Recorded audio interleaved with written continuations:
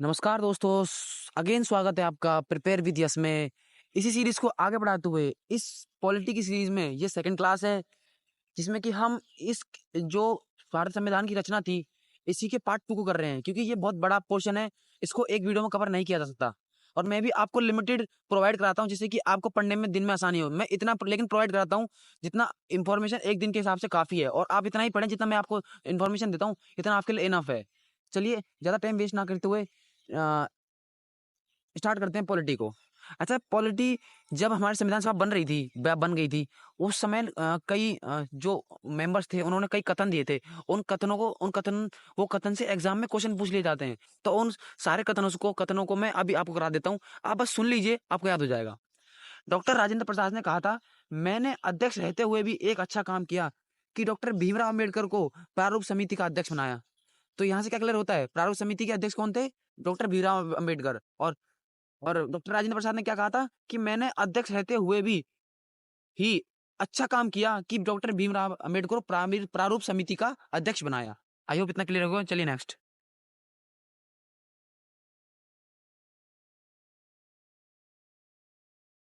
तो चलिए नेक्स्ट की ओर। डॉक्टर भीमराव अंबेडकर ने कहा था, यह एक देश की सरकार है जिसे दो राष्ट्र चला रहे हैं। 1935 के अधिनियम से भी और भारत का शासन भी चला जा सकता है। डॉक्टर भीमराव अम्बेडकर ने क्या कहा था? यह एक देश की सरकार है जिसे दो राष्ट्र चला रहे हैं। 1935 के अधिनियम से भी और भारत का शासन चलाया जा सकता था। डॉक्टर भीमराव अम्बेडकर ने यह कहा था। अच्छा, विंस्टन चर्चिल ने क्या कहा था? भारतीय संविधान सभा एक जाति की सभा संस्था थी। क्या थी? एक जाति की सभा संस्था थी। विंस्टन चर्चिल ने क्या कहा था? भारतीय संविधान सभा एक जाति की सभा संस्था थी। चलिए नेक्स्ट। सर साइमन ने क्या कहा था? भारतीय संविधान सभा हिंदुओं की सभा थी। हिंदुओं की सभा सर साइमन ने, और विंस्टन चर्चिल ने जाति की सभा संस्था। आई होप इतना क्लियर हो गया। चलिए, आइवर जेनिंग ने कहा था, भारतीय संविधान विश्व का सबसे बड़ा लिखित संविधान है। संविधान सभा वकीलों का स्वर्ग थी। आइवर जेनिंग ने क्या कहा था? भारतीय संविधान विश्व का सबसे बड़ा लिखित संविधान है। भारत और संविधान सभा वकीलों का स्वर्ग था। डीडी बसु ने क्या कहा था? संविधान संघात्मक व एकात्मक का मिश्रण है। अच्छा, संघात्मक को मैं जरा आपको एक्सप्लेन कर दूं, संघात्मक होता क्या है। संघात्मक ऐसी व्यवस्था जिसमें पावर को इस तरह संघ में डिवाइड कर दिया जाता है, जैसे कि सबसे ऊपर हेड, उसके ऊपर नीचे, उसके नीचे काम करेंगे, मतलब इस तरह इसे संघात्मक कहते हैं। तो चलिए नेक्स्ट की ओर चलते हैं। ग्रेनविल आइंस्टाइन ने क्या कहा था? संविधान सभा कांग्रेस थी और कांग्रेस ही भारत है। ग्रेनविल आइंस्टाइन ने क्या कहा था? संविधान सभा कांग्रेस थी और कांग्रेस ही भारत है। के एम मुंशी ने क्या कहा था? संविधान राज्य की आत्मा है। संविधान राज्य की आत्मा है। आई होप इतना आपको क्लियर हो गया हो। चलिए नेक्स्ट। भारतीय संविधान की विशेषता। भारतीय संविधान विश्व में सबसे लंबा लिखित संविधान है। विश्व में सबसे लंबा लिखित संविधान किसका है? भारत का है। विश्व का प्रथम लिखित संविधान संयुक्त राज्य अमेरिका ने वर्ष 1789 में अपनाया था। चलिए नेक्स्ट। भारत के मूल संविधान में 22 भाग, 395 अनुच्छेद और 8 अनुसूचियां थी। कितने भाग? 22 भाग, कितने अनुच्छेद? 395, और कितनी अनुसूचियां? 8 अनुसूचियां थी। वर्तमान में जो कि बढ़कर 25 भाग, 470 अनुच्छेद और 22 अनुसूचियां हो गई हैं। कितनी भाग? 25 भाग, 470 अनुच्छेद और 12 अनुसूचियां हो गई हैं। आई होप इतना भी क्लियर हो गया होगा। तो चलिए दोस्तों, कहां पर थे हम थे यहाँ पर कि मूल कर्तव्यों का प्रावधान 42वें संविधान संशोधन 1976 के तहत किया गया है। अच्छा, मैं आपको इसको याद करने ट्रिक बता रहा था। आप क्या करिए, जो ये 42 है इन दोनों को प्लस कर दीजिए तो ये 6 हो जाएगा, यानी 1976 हो जाएगा। और आपको ऐसे ही 44 वाला याद करना है तो आप 44 को प्लस कर दीजिए, 44 को प्लस कर दीजिए तो वो 1978 हो जाएगा। ये दो ट्रिक याद करने की ट्रिक है जो याद कर सकते हैं। चलिए नेक्स्ट। भारतीय संविधान में एकल नागरिकता का प्रावधान है। अच्छा, मैं एकल नागरिकता को एक्सप्लेन कर देता हूँ। एकल नागरिकता से अभिप्राय है, जैसे आप अमेरिका का एग्जांपल लीजिए, वहां पर स्टेट होते हैं, फिर अमेरिका, कंट्री और स्टेट। तो वहां पर स्टेट की अलग अलग अलग सिटीजनशिप होती है और कंट्री की अलग स्टेट सिटीजनशिप होती है। वहां पर ऐसे नहीं बोलते आप कहाँ से हो, जैसे इंडिया में बोलते हैं आप कहाँ से हो, इंडिया से हैं। वहां पर ऐसा बोलते हैं आप कहाँ से हो, टेक्सास से हैं। टैक्सेस से हैं, मतलब कि दोहरी नागरिकता है वहां पर, और हमारे भारत में एकल नागरिकता का प्रावधान है। आई होप इतना क्लियर होगा। चलिए नेक्स्ट। भारत का संविधान ना तो लचीला है और ना ही कठोर है, बल्कि दोनों से मिला जुला रूप है। भारत का संविधान ना ही लचीला है ना ही कठोर है, बल्कि दोनों से मिला जुला है। अर्थात ना तो इतना इतना लचीला है कि कोई भी आसानी से कानून तोड़ दे और कुछ भी करने लग जाए, इतना लचीला भी नहीं है, और कोई तोड़ भी देता है तो इतना कठोर भी नहीं है कि उसे सीधा मृत्यु दंड दे दें। इसका कहने का अर्थ यही है। आई होप ये तो आपको क्लियर हो गया होगा, मतलब कि आपको सुनते ही याद हो गया होगा।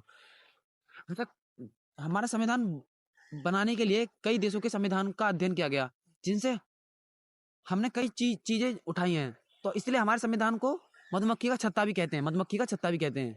चलिए मैं आपको कुछ बता देता हूँ कि किस किस देश से क्या क्या लिया गया है, और कुछ तो मैं आपको याद करा दूंगा। भारत शासन अधिनियम 1935, वहां से क्या क्या लिया गया है? संघात्मक व्यवस्था, न्यायपालिका की शक्ति, संघात्मक व्यवस्था, न्यायपालिका की शक्ति, राजनीतिक राजनीति की आधारभूत संरचना, राजनीति की आधारभूत संरचना। भारत शासन अधिनियम 1935 से क्या क्या लिया गया है? संरचनात्मक व्यवस्था, न्यायपालिका की शक्ति और राजनीति की आधारभूत संरचना। आई होप इतना क्लियर होगा। चलिए नेक्स्ट। जर्मनी से क्या लिया? अच्छा, जर्मनी का नाम सुनते आपके मन में क्या आता है? हिटलर। और हिटलर क्या करता था? वो तो आपातकाल से रखता था लोगों को, मतलब बंद ही रखता था। तो आपातकाल के दौरान मूल अधिकारों का निलंबन, ओके, जो कि 20 और 21 छोड़ के बाकी सारे सबका निलंबन हो जाता है। तो अब आपातकाल के दौरान मूल अधिकार का निलंबन जर्मनी से। आई होप इतना क्लियर हो गया। सोवियत संघ, सोवियत संघ जो कि पूर्व यूएसएसआर जिसे कहते थे, वहां से क्या क्या लिया गया है? मूल कर्तव्य जो कि 11 है, प्रस्तावना में सामाजिक, आर्थिक, राजनीतिक और न्याय के आदर्श, जो कि बाद में जोड़े गए हैं। इनको मैं आगे वीडियो में एक्सप्लेन करूंगा कि ये कब जोड़े गए थे। क्या क्या लिया गया? मूल कर्तव्य, प्रस्तावना में सामाजिक, आर्थिक, राजनीतिक और न्याय का आदर्श। क्या क्या जोड़ा गया है? मूल कर्तव्य, प्रस्तावना में सामाजिक, आर्थिक, राजनीतिक और न्याय का आदर्श। और अमेरिका मोस्ट इंपॉर्टेंट, इसके तो आपको सारे याद कर लेने हैं।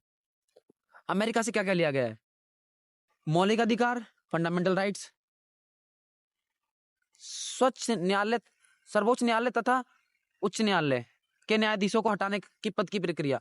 अच्छा, जो भी महाभियोग हटाने की प्रक्रिया लगभग लगभग इसी में आती है। हाँ, ऐसा नहीं है कि सारी इसमें आती है, मैं आपको कुछ कुछ तो आपको याद हो जाएंगी। जो सुप्रीम पावर है, जैसे कि सर्वोच्च न्यायालय और उच्च न्यायालय के न्यायाधीशों हटाने की प्रक्रिया, न्यायिक पुनर्लोकन एवं न्यायपालिका की स्वतंत्रता, न्यायिक पुनर्लोकन एवं न्यायपालिका की स्वतंत्रता, लोकजनित याचिका, लोकजनित याचिका, संविधान में सर्वोच्चता, संविधान की सर्वोच्चता, राष्ट्रपति पर महाभियोग की प्रक्रिया, उपराष्ट्रपति का पद एवं राज्यसभा में पदेन सभापति, उपराष्ट्रपति का पद एवं राज्यसभा में पदेन सभापति को पद से हटाने की प्रक्रिया, न्यायिक पुनर्लोकन एवं न्यायपालिका की स्वतंत्रता। अच्छा, न्यायिक पुनर्लोकन क्या होता है? न्यायिक पुनर्लोकन होता है कि न्यायपालिका समीक्षा कर सकता है कि विधायिका और कार्यपालिका जो नियम कानून बनाए गए हैं उनकी समीक्षा कर सकता है, मतलब उनको एक बार जांच कर सकता है कि वो सही रूप से काम कर रहे हैं या नहीं। इसी को न्यायिक पुनर्लोकन कहते हैं, और इसी को ही न्यायपालिका की स्वतंत्रता कहते हैं। चाहिए होप इतना भी क्लियर हो गया होगा आपको। चलिए नेक्स्ट। लोकजनित याचिका, संविधान की सर्वोच्चता, राष्ट्रपति पर महाभियोग की प्रक्रिया और उपराष्ट्रपति पद एवं राज्यसभा के पदेन सभापति। तो चलिए मैं एक बार आपको लोक जनहित याचिका भी एक्सप्लेन कर देता हूँ, क्योंकि ये वर्ड कई लोगों को समझ नहीं आया होगा। इसका अर्थात ये है कि अदालत में मतलब कि कुछ लड़ाई होती है, मान लीजिए, और आपने सिर्फ वो देखा, आप मतलब उसके लिए मतलब कि आप देख रहे हैं कि दलित का शोषण हो रहा है उसमें, तो आप लोक जनहित याचिका PIL दायर कर सकते हैं अदालत में, जैसे कि आप ऐसा सपोर्टर, और इसको इसीलिए किया गया जिससे कि समाज में असमानता ना रहे, इसलिए इसको बनाया गया है। तो आई होप आप लोग जनहित याचिका को भी समझ गए होंगे। चलिए नेक्स्ट। राष्ट्रपति में संघ की कार्यपालिका की शक्ति और विधि द्वारा स्थापित प्रक्रिया। और क्या लिया अमेरिका से? जापान से क्या लिया गया? और जापान से क्या लिया गया? विधि द्वारा स्थापित प्रक्रिया। लेकिन राष्ट्रपति में संघ की कार्यपालिका की शक्ति अमेरिका से, राष्ट्रपति में संघ कार्यपालिका की शक्ति अमेरिका से। अच्छा, जापान की ट्रिक बताता हूँ मैं आपको, इसको याद कराता हूँ। विधि द्वारा स्थापित प्रक्रिया, आपने देखा होगी कि जापान के लोग काफी आपने देखा होगा, वीडियोस में देखा होगा, इंटरनेट पे आपने कई बार वीडियो देखी होंगी कि जापान के लोग काफी सीक्वेंस में और काफी अच्छे से, मतलब कि एक कतार में काम करते हैं, मतलब कि कई चीजें फॉलो करते हैं, जैसे रूल्स को फॉलो करते हैं। तो विधि द्वारा, मतलब विधि का अर्थ होता है कानूनी, तो वो कानूनी चीजों पर मतलब कि इट मीन्स आप समझ सकते हैं कि वो लोग एक सीक्वेंस में काम करते हैं, इसलिए जापान में विधि द्वारा स्थापित प्रक्रिया लिया गया है जापान से। चलिए नेक्स्ट, कनाडा। सरकार की संघीय व्यवस्था, सरकार की संघीय व्यवस्था को मैं आपको एक्सप्लेन कर चुका हूँ। सरकार बटी होती है, केंद्र के पास अपशिष्ट शक्तियां, केंद्र के पास अपशिष्ट शक्तियां, केंद्र के पास अपशिष्ट शक्तियां की ज्यादा शक्तियां केंद्र के पास हो। संघ तथा राज्य के बीच शक्तियों का वितरण, संघ तथा राज्यों के बीच शक्तियों का वितरण। राज्यपालों की नियुक्ति, राज्यपालों की नियुक्ति केंद्र द्वारा, राज्यपालों की नियुक्ति केंद्र द्वारा। सर्वोच्च न्यायालय का परामर्शी, सर्वोच्च न्यायालय का परामर्शी, सर्वोच्च न्यायालय का परामर्शी होना। ओके, आई होप इतना क्लियर हो गया हो। एक बार दोबारा याद करा देता हूँ, कनाडा से क्या क्या लिया गया है? सरकार की संघीय व्यवस्था, केंद्र के पास अपशिष्ट शक्तियां, संघ तथा राज्य के बीच शक्तियों का वितरण, राज्यपालों की नियुक्ति केंद्र द्वारा, और सर्वोच्च न्यायालय का परामर्शी होना। ओके नेक्स्ट, आपको इतना क्लियर हो गया होगा। ऑस्ट्रेलिया से क्या क्या लिया गया है? सातवीं अनुसूची की सातवीं सूची वेरी इंपॉर्टेंट है, इसे इंपॉर्टेंट कर लीजिए। प्रस्तावना की भाषा, प्रस्तावना कहाँ से ली गई है? अमेरिका से। भाषा कहाँ से ली गई है? ऑस्ट्रेलिया से, इसे भी नोट कर लीजिए। केंद्र एवं राज्य संबंध, केंद्र एवं राज्य संबंध। व्यापार वाणिज्य एवं समागम की स्वतंत्रता, व्यापार वाणिज्य एवं समागम की स्वतंत्रता। संयुक्त बैठक आर्टिकल 108 के आर्टिकल 108 के अनुसार कौन कराता है? लोकसभा का अध्यक्ष। आयरलैंड से क्या लिया गया है? डीपीएसबी, राज्य के नीति निर्देशक तत्व, वेरी इंपॉर्टेंट, मार्क कर लीजिए। राष्ट्रपति के निर्वाचन मंडल एवं निर्वाचन पद्धति, राष्ट्रपति के निर्वाचन मंडल एवं निर्वाचन पद्धति। राष्ट्रपति द्वारा राज्यसभा में समाज सेवा साहित्य, जो 12 लोग अपॉइंट होते हैं वो राज्यसभा में होते हैं। आई होप इतना क्लियर हो गया होगा। ब्रिटेन से क्या क्या लिया गया है? ब्रिटिश से क्या क्या लिया गया है? संसदीय प्रणाली, एकल नागरिकता, विधायिका में अध्यक्ष पद की भूमिका, विधि का शासन, विधि निर्माण की प्रक्रिया, संसदीय विशेषाधिकार, चुनाव में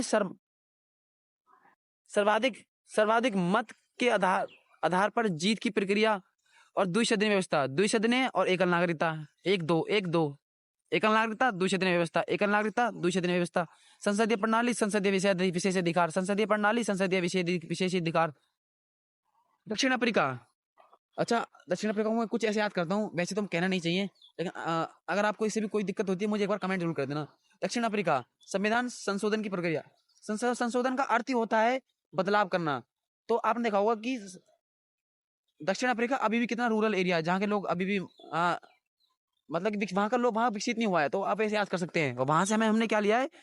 संविधान संशोधन की प्रक्रिया और राज्यसभा के सदस्यों का निर्वाचन। क्या क्या लिया गया है? संविधान संशोधन की प्रक्रिया और राज्यसभा के सदस्यों का निर्वाचन।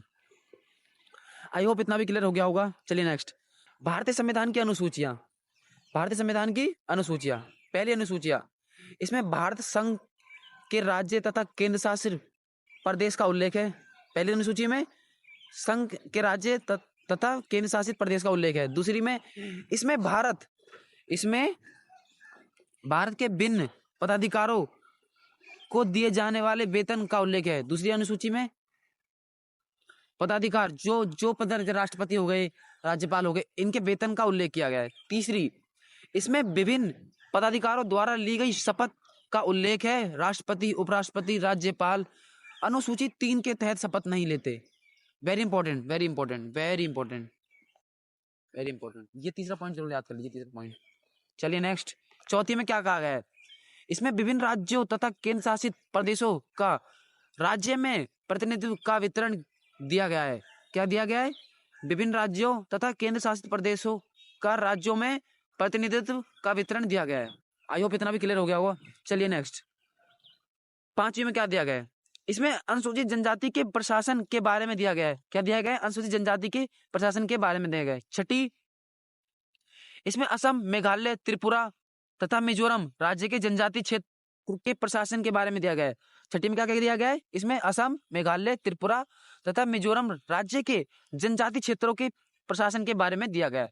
आई होप इतना भी क्लियर हो गया होगा आपको। तो चलिए सातवीं अनुसूची की तरफ चलते हैं। इसमें केंद्र और राज्य के बीच शक्तियों का विभाजन किया गया है। इसके अंतर्गत 3 सूचियां हैं। अच्छा, ये 7वीं अनुसूची वेरी इंपॉर्टेंट है, ये जीडी के एग्जाम में भी आ चुकी है। संघ सूची, राज्य सूची और संवर्ती सूची। संघ सूची, राज्य सूची, संवर्ती सूची। संघ सूची, इस सूची में दिए गए विषयों पर केंद्र सरकार कानून बनाती है। संविधान के लागू होने के समय इसमें 97 विषय थे तथा अब 100 विषय हैं। लागू होते टाइम 97 और अब 100 विषय हैं। दूसरी सूची राज्य सूची, इस सूची में दिए गए विषयों पर राज्य सरकार कानून बनाती है। राष्ट्रीय हित संबंधित होने पर केंद्र सरकार भी कानून बना सकती है। अच्छा, ये वेरी इंपॉर्टेंट क्वेश्चन है कि राज्य सूची में और कौन कानून बना सकता है, तो इसमें केंद्र सरकार भी कानून बना सकती है। संविधान के लागू होने के समय इसके अंतर्गत 66 विषय थे, परंतु वर्तमान में 61 हैं, इसमें कम हो गए हैं। और संघ सूची में 97 से 100 हो गए थे। चलिए नेक्स्ट, समवर्ती सूची, इसके अंतर्गत दिए गए विषयों पर केंद्र एवं राज्य सरकार दोनों कानून बना सकती हैं, परंतु कानून के विषय समान होने पर केंद्र सरकार द्वारा बनाया गया कानून मान्य होगा। ये ऐसा कानून बना देता है जो कि दोनों उचित नहीं है, तो उस कानून को केंद्र सरकार द्वारा बनाया जाएगा, मान्य होगा। संविधान के लागू होने के समय 47 विषय थे, परंतु वर्तमान में 42 विषय हैं। आई होप ये भी आपको क्लियर हो गया होगा। तो चलिए 8वीं अनुसूची की ओर चलते हैं। इसमें भारत की 22 भाषाओं का उल्लेख किया गया है। मूल रूप से 8वीं अनुसूची में 14 भाषा थी, परंतु 1967 में सिंधी को और 1992 में मणिपुरी, नेपाली और कोंकणी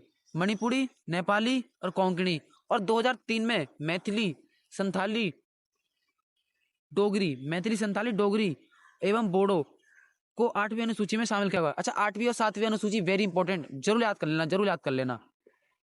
आई होप इतना भी क्लियर हो गया। चलिए नेक्स्ट, 9वीं, संविधान में यह अनुसूचियां प्रथम संविधान संशोधन 1951 द्वारा जोड़ी गई। यह भूमि सुधार से संबंधित है। 9वीं अनुसूचियां, क्योंकि 8 थी और फिर उसके बाद 9वीं, वर्तमान 12 है, तो 9वीं तो आपको याद करना पड़ेगा। यह अनुसूचियां प्रथम संविधान संशोधन 1951 द्वारा जोड़ी गई थी, जो कि भूमि सुधार से थी। किससे थी? भूमि सुधार से। आई होप इतना क्लियर हो गया। चलिए नेक्स्ट, 10वीं, यह संविधान में 52वें संविधान संशोधन 1985 के द्वारा जोड़ी गई थी। इसमें दल बदल से संबंधित प्रावधान है। दल बदल से संबंधित प्रावधान है 10वीं में। 11वीं, यह पंचायती राज से संबंधित है। यह 73वें संविधान संशोधन 1952 के तहत जोड़ी गई थी। इसमें 29 विषय दिए गए हैं 11वीं में पंचायती राज से, और कितने विषय? 29 विषय। 12वीं, यह शहरी क्षेत्रों के प्रशासन के बारे में तथा शहरी क्षेत्र के 18 विषय दिए गए हैं। कितने विषय दिए गए? 18। यह अनुसूची 74वें संविधान संशोधन 1952 द्वारा जोड़ी गई। कौन सा संविधान संशोधन? 74वें संविधान संशोधन 1952 द्वारा जोड़ी। आई होप आपको इतना भी क्लियर हो गया होगा। चलिए नेक्स्ट। अच्छा, भारतीय संविधान के कुछ प्रमुख भाग हैं जो कि जिनमें बताया गया है कि कौन सा आर्टिकल किस भाग के अंतर्गत आता है। अच्छा, मैं एक चीज आपको बताता हूँ, इसको आप डायरेक्ट याद मत करिए, क्योंकि ये इस तरह पढ़ने में आपको बोरिंग लगे थोड़ा सा। इसको आप चैप्टर वाइज जैसे पढ़ेंगे ना, जैसे कि आप मौलिक अधिकार पढ़ेंगे 12 से 35, इस तरह आप याद करिए, उससे आपको ज्यादा आसानी होगी। तो इसको आप सिर्फ एक नजर ला लीजिए, जैसे संघ एवं उसका राज्य क्षेत्र 1 से 4, ये आपको मैं आगे कराऊंगा, तो आप इसको अभी स्किप कर सकते हैं, डायरेक्ट याद ना करें। मेरी पर्सनल एडवाइस आपको, क्योंकि ये आपको बोरिंग लग सकते हैं। मैं आपको सबको जब आप चैप्टर वाइज पढ़ेंगे तो याद करा दूंगा। चलिए नेक्स्ट, देशी रियासतों का भारत में विलय। देशी रियासतों को भारत में विलय करने का श्रेय सरदार वल्लभ भाई पटेल को दिया जाता है, इन्होंने 562 रियासतों को भारत में विलय किया था। अच्छा, देशी रियासतें होती क्या थी? जो जैसे कि मैं आपको पहले की वीडियो में बता चुका हूँ, जब, क्योंकि ये तो डायरेक्ट मनोनीत हुई थी, और जब अंग्रेजों ने पूरा शासन भारत में कर लिया था, तो कई राजा ऐसे थे जो कि अपनी देशी रियासतों में रहते थे। उन्हीं को देशी रियासत कहते हैं। जूनागढ़ रियासत को जनमत संग्रह के आधार पर भारत में मिलाया गया था। हैदराबाद रियासत को पुलिस कार्रवाई के माध्यम से भारत में मिलाया गया था। आई होप इतना भी क्लियर हो गया होगा। और जम्मू कश्मीर रियासत को विलय पत्र पर हस्ताक्षर के द्वारा मिलाया गया था। आई होप इतना भी क्लियर हो गया होगा। चलिए नेक्स्ट, राज्यों का पुनर्गठन। संविधान सभा के अध्यक्ष डॉक्टर राजेंद्र प्रसाद ने प्रयागराज उच्च न्यायालय के अवकाश अवकाश प्राप्त न्यायाधीश एस के धर की उपाध्यक्षता में एक 4 सदस्य आयोग नियुक्त किया। इस आयोग ने भाषा के आधार पर राज्यों के पुनर्गठन का विरोध किया और प्रशासनिक सुविधा के आधार पर राज्यों के पुनर्गठन का समर्थन किया। इस आयोग ने भाषा के आधार पर राज्यों को, मतलब भाषा के आधार पर आप राज्यों को नहीं बांट सकते कि ये राज्य इस मतलब कि बंगाली वाला राज्य है, ये इस तरह नहीं बांट सकते। इसका विरोध किया और प्रशासनिक सुधार के आधार पर राज्यों के पुनर्गठन का समर्थन किया। राज्य पुनर्गठन आयोग वर्ष 1953 में, राइट, याद कर सकते हैं, राज्य पुनर्गठन आयोग वर्ष 1953 में। आयोग नेक्स्ट, राज्य पुनर्गठन आयोग के अध्यक्ष फजल अली, राज्य पुनर्गठन के अध्यक्ष फजल अली थे। आयोग इतना भी क्लियर हो गया होगा। चलिए नेक्स्ट, नए राज्यों गठन। अच्छा, कुछ हमारी स्टेट है, जैसे उत्तर प्रदेश से उत्तराखंड बना, ऐसे काट के मतलब कि स्टेट बने हैं, उन्हें नए राज्य बोलते हैं। तो उनका गठन देख लेते हैं एक बार। आंध्र प्रदेश 1 अक्टूबर 1953, आंध्र प्रदेश 1 अक्टूबर 1953। गुजरात 1 मई 1960, गुजरात 1 मई 1960। महाराष्ट्र 1 मई 1960, महाराष्ट्र 1 मई 1960। नागालैंड 1 दिसंबर 1963, नागालैंड 1 दिसंबर 1963। हरियाणा 1 नवंबर 1966, हरियाणा 1 नवंबर 1966। हिमाचल प्रदेश 25 जनवरी 1971, हिमाचल प्रदेश 25 जनवरी 1971। सिक्किम 16 मई 1975, सिक्किम 16 मई 1975। मिजोरम 20 फरवरी 1987, मिजोरम 20 फरवरी 1987। अरुणाचल प्रदेश 20 फरवरी 1987, अरुणाचल प्रदेश 20 फरवरी 1987। छत्तीसगढ़ 1 नवंबर 2000, उत्तराखंड 9 नवंबर 2000, झारखंड 15 नवंबर 2000। इनको तीनों डायरेक्ट याद कर सकते हैं। छत्तीसगढ़ 1 नवंबर, उत्तराखंड 9 नवंबर, झारखंड 15 नवंबर और तेलंगाना 2 जून 2014, तेलंगाना 2 जून 2014। आई होप आपको इतना क्लियर हो गया होगा। आई होप आपको इतना क्लियर हो गया होगा।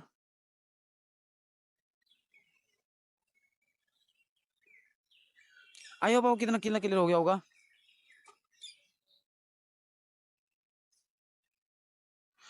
आई होप आपको ये क्लियर हो गया होगा। तो जिन भी बच्चों का यहाँ तक वीडियो कंप्लीट हो चुका है वो चाहते वीडियो छोड़ सकते हैं, क्योंकि मैं अब क्विक रिवीजन कराऊंगा, जिससे कि आपको ये चीज़ें दोबारा सुनने को मिलेंगी तो आप बोर हो सकते हैं, तो आप छोड़ सकते हैं। हाँ, क्विक रिवीजन आपको एंड टाइम में काफ़ी फायदा देगा, जैसे कि आप जब दोबारा इस चीज़ को रिवाइज करेंगे, बहुत टाइम बाद आप भूल भी सकते हैं, तो इससे इस चीज़ को आप दोबारा एक बार देख लेना। चलिए मैं क्विक रिवीजन एक बार करा देता हूँ।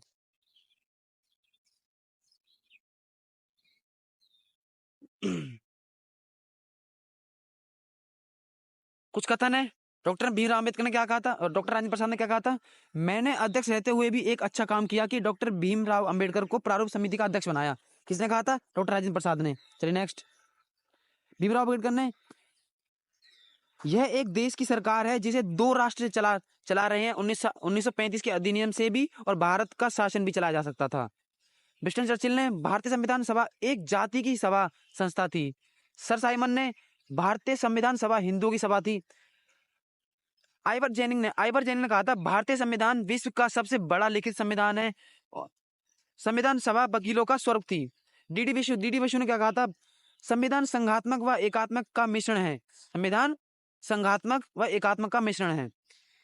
ग्रेविल ऑस्टिन ने क्या कहा था? ग्रेविल ऑस्टिन ने, संविधान सभा कांग्रेस थी और कांग्रेस ही भारत है। के एम मुंशी ने, संविधान राज्यों की आत्मा है। संविधान राज्यों की आत्मा है। भारत संविधान की विशेषता, भारतीय संविधान सबसे लंबा संविधान है। विश्व का सबसे प्रथम लिखित संविधान अमेरिका का था 1789 में। और भारत के मूल संविधान में 22 भाग, 395 अनुच्छेद, 8 अनुसूचियां थी। वर्तमान में 25 भाग, 470 प्लस अनुच्छेद, 12 अनुसूचियां हैं। भारत संविधान में एकल नागरिकता का प्रावधान है। भारत का संविधान ना तो लचीला है ना ही कठोर है। भारत संविधान की कुछ प्रमुख स्रोत, भारत शासन अधिनियम 1935 क्या कर लिया गया? संघात्मक व्यवस्था, न्यायपालिका की शक्ति और राजनीति की आधारभूत संरचना। जर्मनी से आपातकाल के दौरान मूल अधिकारों का निलंबन। पूर्व सोवियत संघ यानी यूएसएसआर से क्या कर लिया? मूल कर्तव्य प्रस्तावना में सामाजिक, आर्थिक, राजनीतिक न्याय का आदर्श। और अमेरिका से मौलिक अधिकार, सर्वोच्च न्यायालय तथा उच्च न्यायालय के न्यायाधीशों को के पद से हटाने की प्रक्रिया, न्यायिक पुनर्लोकन एवं न्यायपालिका की स्वतंत्रता, लोक जनहित याचिका, संविधान की सर्वोच्चता, राष्ट्रपति पर महाभियोग, उपराष्ट्रपति पद पर राज्यसभा में पदेन सभापति, उपराष्ट्रपति पद पर राज्यसभा में पदेन सभापति, राष्ट्रपति में संघ की कार्यपालिका की शक्ति, राष्ट्रपति में संघ कार्यपालिका की शक्ति। जापान से क्या लिया है? विधि द्वारा स्थापित प्रक्रिया, विधि द्वारा स्थापित प्रक्रिया। चलिए नेक्स्ट। कनाडा से सरकार की संघ व्यवस्था, केंद्र के पास अपशिष्ट शक्तियां, संघ तथा राज्य के बीच शक्तियों का वितरण, संघ तथा राज्य के बीच शक्तियों का वितरण, राज्यपाल की नियुक्ति केंद्र द्वारा, सर्वोच्च न्यायालय का परामर्शी होना, सर्वोच्च न्यायालय का परामर्शी होना। ऑस्ट्रेलिया से क्या लिया गया है? 7वीं अनुसूची, समवर्ती सूची। प्रस्तावना की भाषा, केंद्र एवं राज्य संबंध, व्यापार वाणिज्य एवं समागम की स्वतंत्रता, व्यापार वाणिज्य एवं समागम की स्वतंत्रता। संयुक्त बैठक, आयरलैंड का क्या लिया गया है? DPSP। राष्ट्रपति के निर्वाचक मंडल एवं निर्वाचन की पद्धति, राष्ट्रपति द्वारा राज्यसभा में समाज सेवा जो 12 लोग अपॉइंटमेंट किए जाते हैं, साहित्य कला, वहां से। ब्रिटिश का लिया संसदीय प्रणाली, एकल नागरिकता, विधायिका में अध्यक्ष पद की भूमिका, विधि का शासन, विधि निर्माण की प्रक्रिया, संसदीय विशेषता, चुनाव में सर्वाधिक मत के आधार पर जीत की प्रक्रिया, चुनाव में सर्वाधिक मत के आधार पर जीत की प्रक्रिया। द्विसदनीय व्यवस्था, दक्षिण अफ्रीका से क्या लिया गया है? संविधान संशोधन की प्रक्रिया और राज्य के सदस्यों का निर्वाचन। अच्छा, भारतीय संविधान की अनुसूची देख लेते हैं। पहली अनुसूचियां, इसमें भारतीय संघ के राज्य तथा केंद्र प्रदेश का उल्लेख किया गया है। क्या किया गया है? भारतीय संघ के राज्य तथा केंद्र शासित प्रदेश का उल्लेख किया गया है। दूसरी में इसमें भारत के विभिन्न पदाधिकारी को दिए जाने वेतन का उल्लेख किया गया है। तीसरे में इसमें पदाधिकार द्वारा ली गई शपथ का उल्लेख किया गया। राष्ट्रपति, उपराष्ट्रपति तथा राज्यपाल इसके अंतर्गत नहीं ली जाते हैं। चौथी में इसमें विभिन्न राज्यों तथा केंद्र शासित प्रदेशों का राज्यसभा में प्रतिनिधित्व का वितरण दिया गया है। पांचवी, इसमें अनुसूचित जातियों के प्रशासन के बारे में दिया गया है। जातियों के प्रशासन के बारे में दिया गया। छठी में इसमें असम, मेघालय, त्रिपुरा तथा मिजोरम राज्य के जनजाति क्षेत्र के प्रशासन के बारे में दिया गया है। आई होप इतना भी क्लियर होगा। चलिए नेक्स्ट। सातवीं, इसमें केंद्र और राज्य के बीच शक्तियों का विभाजन। संघ सूची, इस सूची में दिए गए विषयों पर केंद्र सरकार द्वारा कानून बनाए जाते हैं और संविधान लागू होने के समय इसमें 97 थे और अब 100 हैं। संघ सूची में 97 थे, अब 100 हैं। और राज्य सूची में इसमें राज्य कानून बनाता है, 66 थे, 61 हो गए। समवर्ती सूची में इसके अंतर्गत राज्य तथा केंद्र दोनों कानून बनाते हैं। इसमें 47 विषय थे, अब 52 विषय हो गए। 8वीं अनुसूची, इसमें भारत की 22 भाषाओं का उल्लेख किया गया है। मूल रूप से 8वीं अनुसूची में 14 भाषा थी, परंतु 1967 में सिंध को 1992 में मणिपुरी, नेपाली, कोंकणी और 2003 में शामिल मैथिली, संथाली और डोगरी और बोडो 8वीं अनुसूची में शामिल की गई थी। 9वीं अनुसूची, संविधान में यह अनुसूची प्रथम संविधान संशोधन 1951 द्वारा जोड़ी गई थी। यह भूमि सुधार संबंधी थी। 10वीं, यह संविधान में 52वें संविधान संशोधन 1985 के द्वारा जोड़ी गई है। इसमें दल बदल से संबंधित है। 11वीं अनुसूची, यह पंचायती राज से संबंधित है। यह 73वें संविधान संशोधन 1992 के द्वारा जोड़ी गई है। इसमें 29 विषय दिए गए हैं। कितने विषय दिए गए हैं? 29 विषय। 12वीं अनुसूची, यह शहरी क्षेत्रों के प्रशासन के बारे में है तथा शहरी क्षेत्रों के 18 विषय दिए गए हैं। यह अनुसूची 74वें संविधान संशोधन 1952 के तहत जोड़ी गई है। आई होप इतना भी क्लियर हो गया होगा। इसको मैंने बताया आपको, इसको मैं डायरेक्ट आपको ऐसे नहीं पढ़ाऊंगा। देशी रियासतों का भारत में विलय, मतलब देशी रियासतों को भारत में मिलाना। देशी रियासतों को भारत में विलय करने का श्रेय सरदार वल्लभ भाई पटेल को दिया जाता है, जिन्होंने 1562 रियासतों का भारत में विलय कराया। जूनागढ़ रियासत को जनमत संग्रह आधार पर भारत में मिलाया गया था। हैदराबाद रियासत को पुलिस कार्रवाई के माध्यम से मिलाया गया था।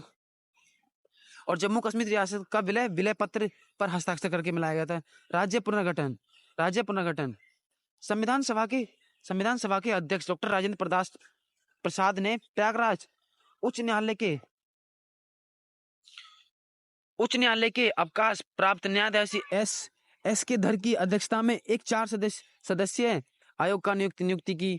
इस आयोग ने भाषा के आधार पर राज्यों को पुनर्गठन का विरोध किया और प्रशासनिक सुधार के आधार पर राज्यों के पुनर्गठन का समर्थन किया। राज्य पुनर्गठन आयोग 1953, राज्य पुनर्गठन आयोग 1953। राज्य पुनर्गठन आयोग के अध्यक्ष फजल अली। चलिए नेक्स्ट। आंध्र प्रदेश का बना था 1 अक्टूबर 1953। गुजरात 1 मई 1960। महाराष्ट्र 1 मई 1960। नागालैंड 1 दिसंबर 1963। हरियाणा 1 नवंबर 1966, हरियाणा 1 नवंबर 1966। हिमाचल प्रदेश 25 जनवरी 1971, हिमाचल प्रदेश 25 जनवरी 1971। सिक्किम 16 मई 1975, सिक्किम 16 मई 1975। मिजोरम 20 फरवरी 1987, मिजोरम 20 फरवरी 1987। अरुणाचल प्रदेश 20 फरवरी 1987, अरुणाचल प्रदेश 20 फरवरी 1987। छत्तीसगढ़ 1 नवंबर 2000, उत्तराखंड 9 नवंबर, झारखंड 15 नवंबर, सबके 2000। तेलंगाना 2 जून 2014 को। तो आई होप आपको यहाँ तक क्लास पसंद आई होगी। इस क्लास को बनाने में काफ़ी मेहनत लगती है, और मुझे थोड़ा सा काम भी करना पड़ता है, इसकी एडिटिंग करनी पड़ती है, और मैं कंटेंट रेडी करने में मुझे टाइम जाता है, और बाकी मुझे काफ़ी मेहनत लगती है। तो इस चीज़ को अप्रिशिएट करने के लिए आप प्लीज़ एक कमेंट कर देना और चैनल को सब्सक्राइब कर देना। बाकी आज की वीडियो को यहीं तक रखते हैं, कल नेक्स्ट वीडियो लेके आएंगे। जब तक के लिए tata bye bye, thank you, take care.